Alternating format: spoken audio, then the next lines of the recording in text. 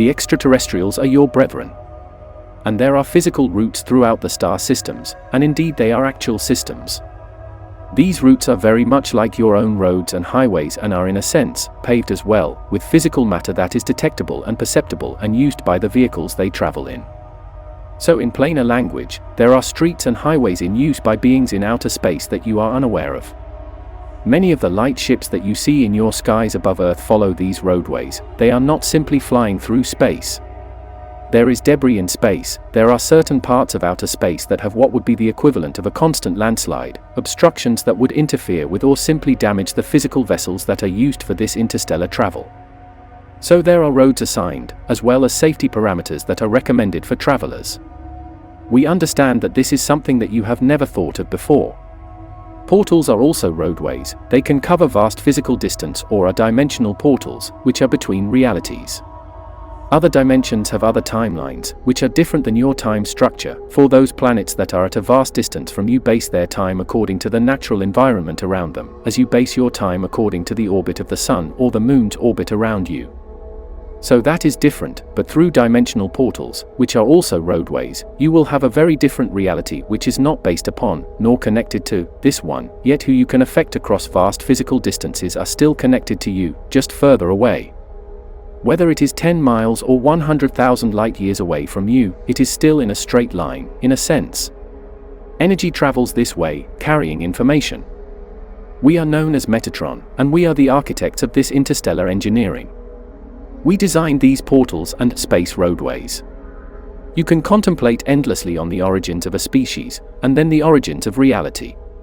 You can contemplate the origins of a species and perhaps land on that you were once a one-celled organism, perhaps floating in liquid of some sort, but then you would have to ask, where did the liquid come from? Or the physical environment upon which this species has come to be. So the eternal question of what is your origin and who came first, so on and so forth, what came first, would have to be a complete surrendering of the ideas of time itself. Because the term origin refers to what happened before to create what is, rather than what has and shall always be. There's only what is. As others have said, you may call is all that is. The emphasis should be on the word is. Isness, what is. The structures of reality cannot be organized in the linear timeline approach which you use to organize day-to-day life. Even in this aspect of your spiritual understanding, you must surrender to what is, as you teach yourself and others to surrender to what is, and then to begin to understand what is. No separation exists between you and all that is. You are divine essence, light. Surrender to this, surrender to what is, and to move past what is considered to be real is, which would be their traumas and blocks. For many people feel that their pain and lower vibrational state is what is, and that's where it ends. They cannot see beyond it, for it is so large that they cannot climb up on top of it. It is so wide that they can barely move to the left or to the right of it, and they are so exhausted that perhaps they refuse to dig under it. And so, this casts a shadow upon any movement towards light, as if the shadow moves with them while they are going towards the light. They are walking in shadow and the shadow's moving with them, rather than the shadow being left behind. The way to be out of shadow would be to see or to decide that light is all around you, and it is not that on the left side you have light, and on the right side you have shadow.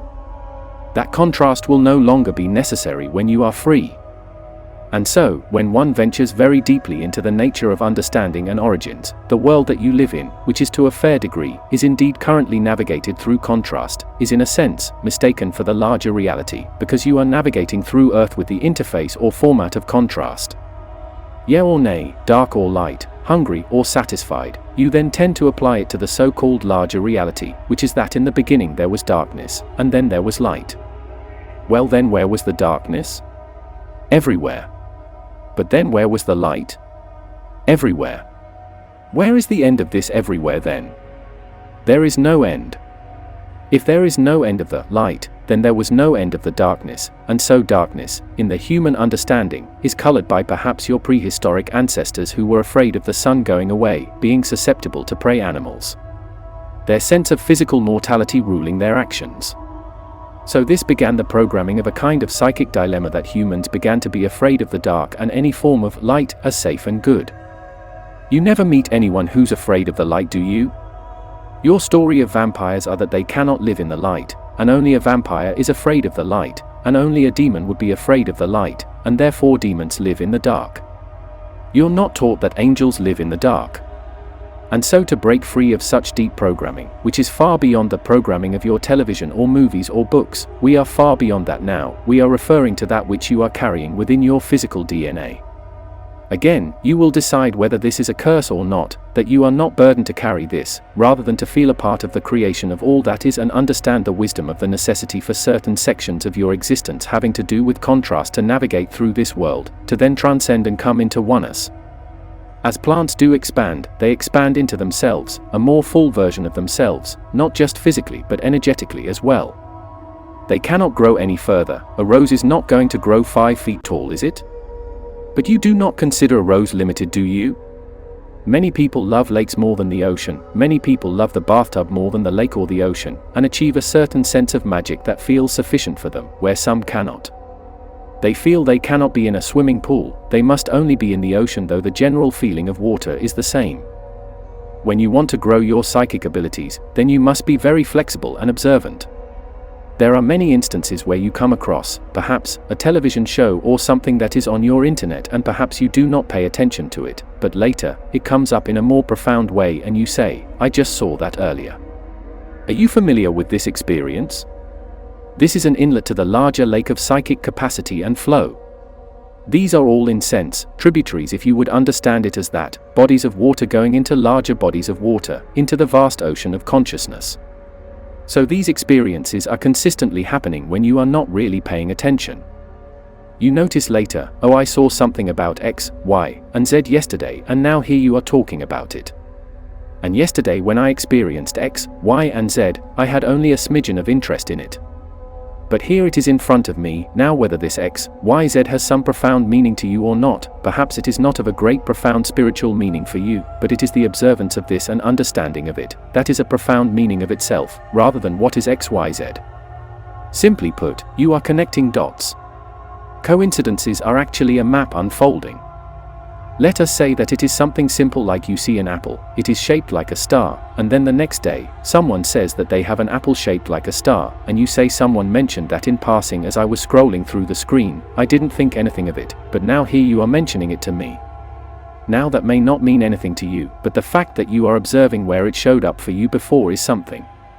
Now, perhaps it can exist that 3 days earlier than that initial experience with the apple, there was even a fainter foreshadowing of this, for energy is energy.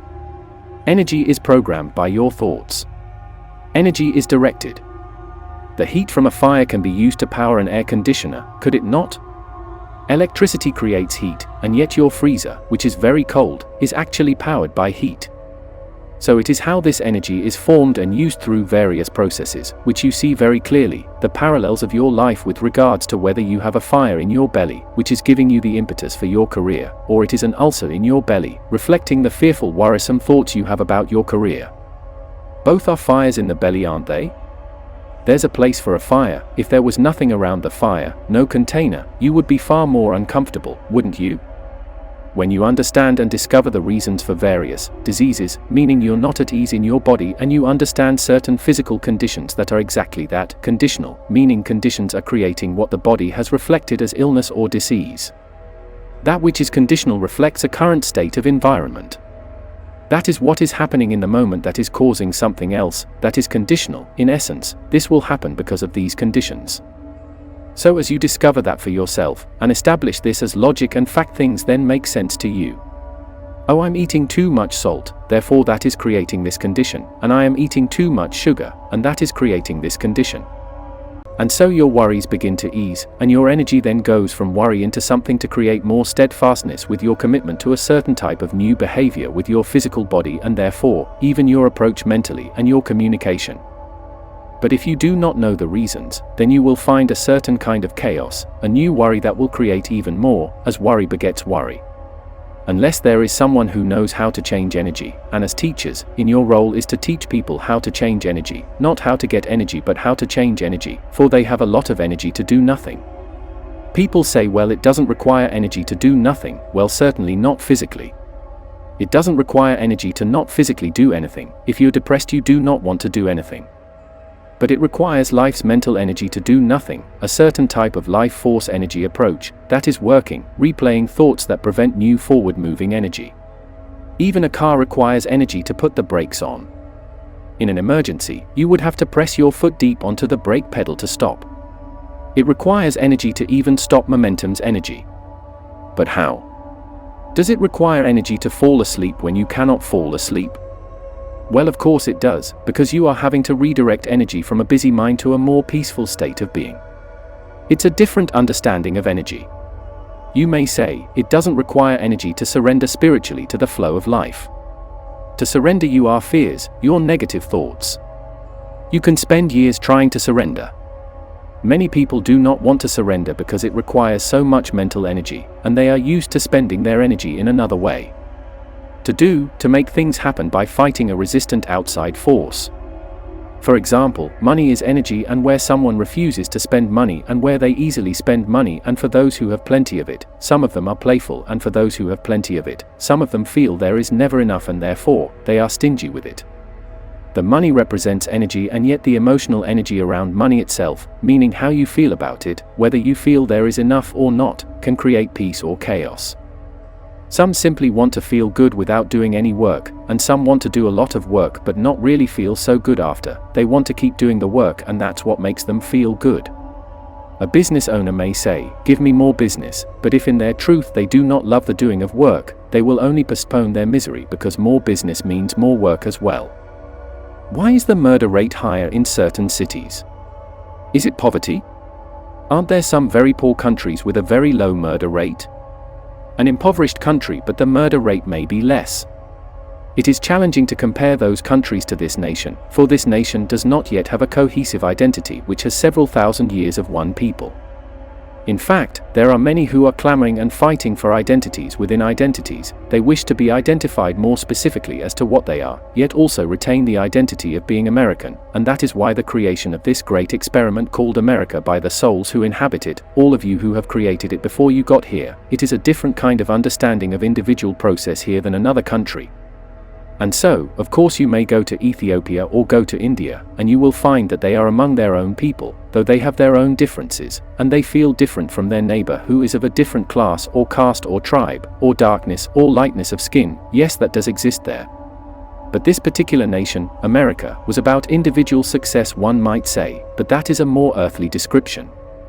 If you were to go into why would souls create such a place in a school, in a university such as Earth Life, and though there are other Western nations that are multicultural, England to a certain degree, Canada to a certain degree, but America is the largest and boldest in this regard. Within the next 5 decades, there will be an intermingling of races genetically, and those who are on one side, perhaps those who are Caucasian, are in fear of this.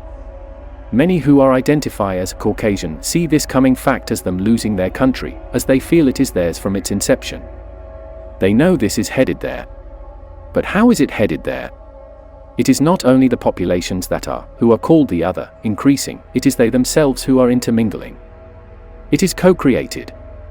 And so let us go to 2,000, 3,000, 4,000 years from now, or even 500 years from now, many of the issues that are in this country will change. They will not be so race-based, for there will be so many more who are now physically more similar. It shall continue. There will be factions of people who will want to move away from all those others and keep their race pure, as far as they can detect by physical characteristics. If you have studied humanity enough, it is of course obvious that this shall happen. They will want to buck the trend entirely and cut away from society and say, "I will not let that happen to me," and they will indoctrinate their children into being separate. And so perhaps you will have a certain race of people living somewhere in America, living 300 years from now. The Amish have done it, haven't they? There shall be more, except they may not be Amish, perhaps they will be another group. And perhaps in that society, one day, normal society in 300 years may consider that group the Amish of their day. It's quite simple, isn't it? Why wouldn't it be that way? All that has to happen is that the fear of losing their identity has to be strong enough, and certainly it already is there, and it will only get stronger for certain people. How were these interstellar roadways built? Well, when discussing technologies that are not used or known to a group of people, it perhaps could be understood or seen as magical, but measuring tools such as your rulers, protractors, and your compasses could have been considered very magical to another group of people. They do not require any electronics, they are made of material that they did not have thousands of years ago, to be able to make something as simple as that, and that costs you $2 or $3 at a stationery store, to draw a perfect circle and to measure it, and that everyone can have it, nor the technology to explain it that way. It is suffice to say that technologies were discovered to do this, as was the camera that can take a photo of a human cell and show it to you upon your screen here. It is no different from many magical procedures that you have in your hospitals and many magical procedures that you have in your own home, such as how electricity moves through the home. Looking at your television, for example, now the images are projected upon the screen, and the cells, you might say, the pixels on this television are illuminated through the combination of colors, of your red, green, blue, your yellow.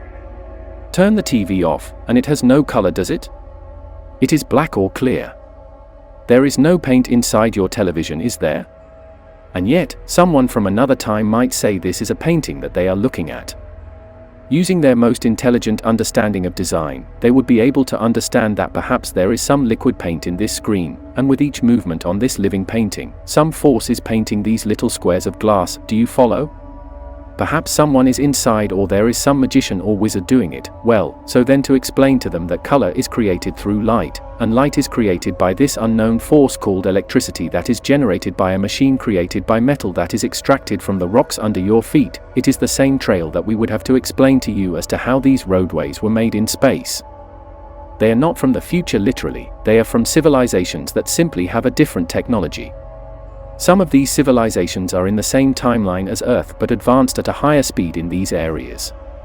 Earth has advanced in other areas where other planets have not. They are, some of them, living along the same timeline as you, same sun, same solar system, and some who have traveled from afar, you may say workers who came from different states who helped build the roads here but do not live perhaps even in this country, as you did yourselves here with your railroads. Did you not have the Chinese workers help you build your railroads? Similarly, various races of beings collaborated to build these interstellar roads, tunnels, and bridges. Is the new year imaginary?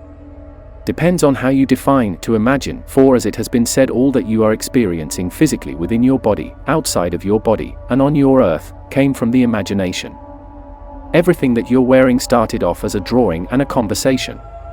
Everything that you see in the room you are in right now started off as a drawing, a hand etching into a piece of paper, hands that also built the pencil and made the paper.